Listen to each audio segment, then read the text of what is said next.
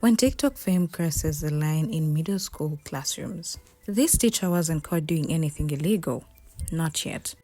But what she was caught doing was worse in the eyes of many parents, and not just a few internet critics, but actual moms and dads who are now seriously worried about who is standing in front of their children every day. In a video that went viral for all the wrong reasons, a middle school female teacher is seen standing in a school bathroom, filming herself with her phone, striking a pose in front of the mirror. She turns her body slowly, clearly highlighting her figure in a tight, body-hugging dress that left little to the imagination. Then came the caption, carrying the weight of being that one teacher in school with main character energy.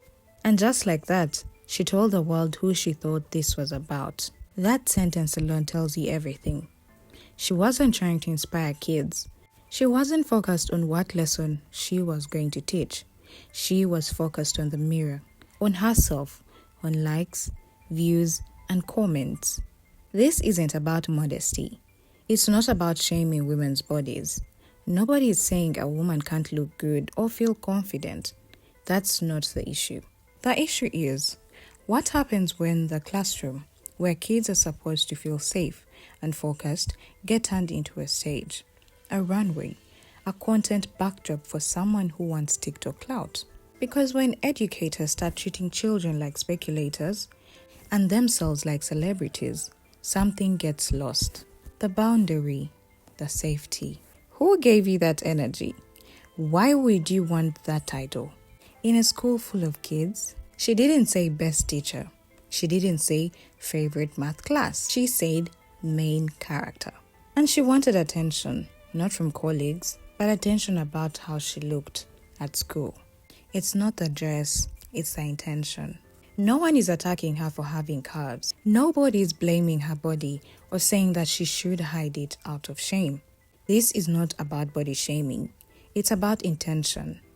It's about what she chose to do with her body, how she chose to present it, and most importantly, where she chose to do it. She wasn't out at brunch.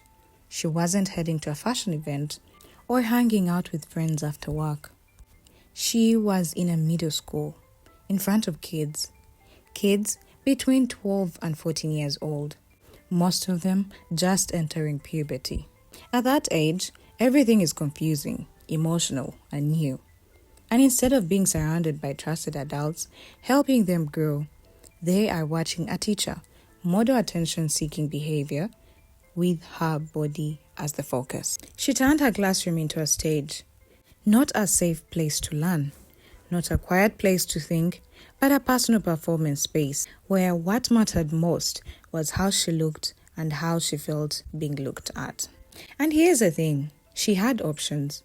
She could have worn that same dress and styled it in a more professional way, thrown on a long blazer and a knee-length skirt, put on a cardigan that fit properly, and most importantly, keep the phone off while in school bathrooms. Instead, she chose to wear her sweater upside down, literally backward, so it would rise above her waistline and turn into a crop top.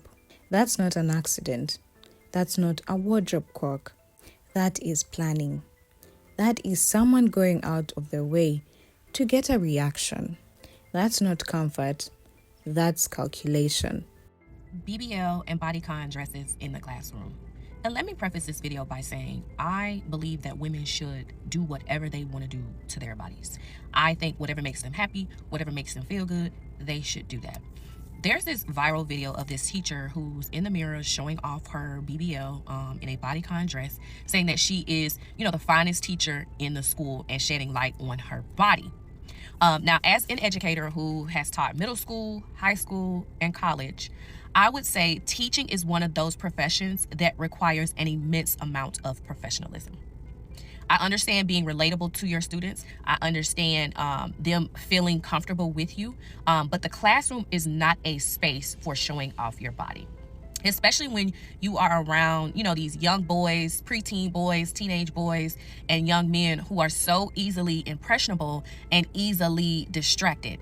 The last thing you want to do is to take the focus away from the lesson that you're teaching, the material that you're teaching, and bring attention to your body. You do not want these young boys and these young men to look at you in a certain light when you are their teacher or their professor. Like, that's just what it is. Like, teaching is just one of those professions where you just have to be professional at all times. You should not be wearing certain types of clothing in the classroom. Like, there is a time and a place for a bodycon dress. There's a time and a place for tight, short skirts. That in the classroom is not where you should do that. If you want to wear your bodycon dress when you get off work and you go to happy hour with your friends, when you going out with your man, when you going on a date, when you going out of town, that's fine. But the classroom is not for that. I think it's very weird to want to receive that type of attention from young boys. And I think some women, it doesn't matter who the attention comes from, as long as it's a male, and it could be a teenage boy or an adult male. And I just think that I don't agree with wearing certain types of clothing in the classroom. It was never about feeling comfortable. It was about feeling noticed. And in a school environment filled with vulnerable, impressionable children, that is not just inappropriate, it's irresponsible. When teachers become the distraction. How are kids supposed to focus when their teacher looks like she's dressed for the club? If a student dresses out of line, they get sent home. But this teacher turns in front of the mirror, recording thirst traps in a school bathroom. A teacher's job is to protect, lead, and model behavior. And if that teacher is showing off her body around impressionable boys, it's sending a dangerous message that appearance matters more than learning. It doesn't just distract, it disrespects. Her reaction was worse than the outfit. Instead of apologizing, taking a step back, or even acknowledging the concern of parents, she did the opposite. She mocked everyone who spoke out. No self-reflection, no humility, just sarcasm and ego. She went ahead and made another video. In it, she dramatically read out the nicknames people had started calling her online. BBL teacher, main character, the distraction. She laughed out loud, not a nervous laugh, but a proud, mocking one. Like the entire situation was a joke to her. Like the voices of concerned parents and educators were nothing more than background noise. She didn't try to deny anything. She didn't say the video was taken out of context. She didn't explain or even pretend to reflect. Instead, she doubled down. We're gonna call this video the T y'all fuck y'all clout. If you're here, then you know recently I have been being majorly trolled by the trollers of the trickety troll land. I got notes. Just give me a second. Bear with me. Just a second. I was personally always taught to mind the business that pays me.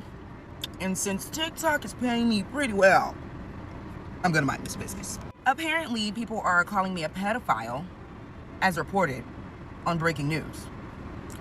It's atrocious. I've also been accused of not outgrowing high school, living life like a popular high schooler, acting like a teenager, showing off my body. The clothing that I wear is apparently inappropriate. I need to hide my curves, they said. Put on more clothes, they said. Back in my day, 260 years before BC, they said, they didn't dress this way. No fitted clothing, they said. The trollers of the trickety troll land have also said that I have a problem. They said that their problem is with young teachers. Watch out for the men and women, they said. New graduate educators are the problem. Before we get into my point of view, I would just like to say, I have no care in the world whatsoever what social media thinks about me, because I am the main character, obviously. And by the end of the video, she boldly declared that she's still the main character. That's not confidence. That's not empowerment. That's pure ego. That's someone who is more invested in her online persona than the real responsibility of shaping young minds. And honestly, that's someone who has no business being around children in a classroom setting. The bigger problems in schools. This isn't just about one woman. It's the growing pattern that's starting to show up more and more, and honestly, becoming harder to ignore. We are now seeing a wave of young teachers, especially those who just graduated or are in their first year of teaching, turning to TikTok as a platform to showcase their style, not their lessons. Their daily outfits are on full display, filmed in classroom mirrors, hallways, and sometimes even while students are present. Some of these videos are short fashion montages. Others feature trending dances or lip-singing clips filmed right inside the school building. And in these clips, the clothes being shown off are often the complete opposite of what you'd expect in a professional learning environment. We are talking about plunging necklines that expose cleavage, skin-tight leggings that show every curve, skirts so short they wouldn't even pass a student dress code, and even sheer tops that become nearly transparent under school lighting. It's not just pushing the line, it's ignoring it entirely. Instead of classrooms being seen as places of growth and education, they are now being turned into makeshift photo shoots or influencer studios. These spaces where kids should be learning are now being repurposed for likes, shares, and validation from strangers on the internet. And what's even more concerning is that many of these teachers seem proud of it. They openly admit they love the attention. They say it boosts their confidence, that it makes them feel seen and powerful, that it helps them express their personality. But that leads us to a serious, necessary question. Who is giving them this attention? If the answer includes the 13-year-old boys in their classroom, the same boys who are still learning what respect and boundaries even mean, then this is not just an issue of bad judgment. It's a serious ethical concern. My colleagues always ask me where I get my work clothes, so here's my outfit of the day. Very simple, very cutesy. My pants, H&M. It's actually a suit jacket. It comes with the jacket. Didn't wear it. Shirt, H&M as well. Very cutesy, details. My shoes are from Walmart. I got them such a long time ago. I don't know. But yeah, very cutesy, very simple. My jewelry, Apple Watch. My tennis bracelet, not sure. It was a gift. And yeah. Because when teachers start dressing and behaving in ways that invite objectification within a school full of minors, it's no longer harmless self-expression. It becomes a breach of trust. Classrooms should never be places where young students are exposed to adult content, adult behavior, or adult-level attention seeking. And when we normalize that kind of energy from the adults in charge, we are sending the worst kind of message to the kids watching. If we wouldn't tolerate it from a student, we shouldn't tolerate it from a teacher. Period. Parents are not being paranoid. If a child came home and described this teacher's outfit, tight-fitting, or inappropriate, would you honestly feel comfortable sending her back the next day? Would you trust that environment? Or would you feel peace knowing that your child's attention is being pulled away from learning because of how the teacher chooses to show up in class? This isn't just a matter of style or personality. This is about boundaries. This is about the responsibility of adults in leadership positions. It's about trust. And it's about protecting children, not just physically, but emotionally and mentally too. Professionals in every field are expected to follow a dress code. Doctors wear scrubs, lawyers wear suits, even fast food workers have uniforms. Why? Because it reinforces professionalism and sets a tone of respect. So why are schools, the very places shaping young minds, becoming the exception? If students are required to follow strict dress codes and can get punished or sent home for even minor violations, then shouldn't the same or even higher standards apply to the adults tasked with guiding them? Teachers shouldn't just follow rules. They should embody them. They should lead by example, because every action they take, every choice they make is seen, absorbed, and copied by the children in their care. Unsafe environments lead to dangerous outcomes. We've had stories before. It usually starts with a teacher being too friendly, too flirty, too interested in how they look around students. It starts with little things. jokes that cross the line, compliments that feel more like comments on appearance than encouragement about academic success, lingering stares that aren't My colleagues appropriate in a always ask professional me setting. where I get my work clothes. So Sometimes, here's my even outfit if of the nothing day. physical happens, Very the simple, very emotional and cutesy. psychological My pants, damage begins to H&M. It's take actually shape a suit in jacket. It comes silence. with the jacket. And then Didn't wear it it. leads to something Shirt, worse. H&M as It creates well. an Very environment where the cutesy, boundaries are details. blurred, My and shoes where are from inappropriate Walmart. behavior can I got them escalate such a long without time being ago. I stopped don't know. in time. But yeah, When very authority cutesy, figures model boundary very breaking simple. behavior, My it jewelry, gives students, Apple Watch, especially young, my tennis impressionable bracelet. ones, Not sure the it wrong was a idea gift. about what's And yeah. acceptable. And that puts everyone at risk. This BBL teacher, she's a warning sign, a blinking red light of what happens when ego replaces education, when the goal shifts from empowering students to gaining personal attention, from shaping young minds to shaping public image. It's not just unprofessional, it's dangerous. The sad impact on students. Now think of the students. Girls start to believe that their value is tied to how attractive they look. They begin to think that being sexy is the only way to get noticed or praised, even in an academic setting where their minds should be the focus, not their bodies. This can lead to feelings of insecurity, body image issues, and distorted sense of self-worth at a very young age. Meanwhile, boys are placed in an equally confusing situation. They don't know how to act around a teacher who seeks their attention in ways that feel inappropriate. They are being taught, silently but powerfully, that it's okay to objectify women, or that authority figures using their looks for validation is normal. And that makes it hard for them to develop healthy boundaries, respect for female figures, or even understand what appropriate behavior looks like in a school setting. This isn't just about distraction. She's an icon. It's emotional She's a legend, confusion. and she is It's the mom. boundary breaking. Now come on now. It undermines trust in the people who are supposed to protect and guide children. And worst of all, it creates silent harm. Harm that doesn't show up in test scores, but shows up in how these kids feel about themselves. The classroom stops being a safe place. It turns into a stage.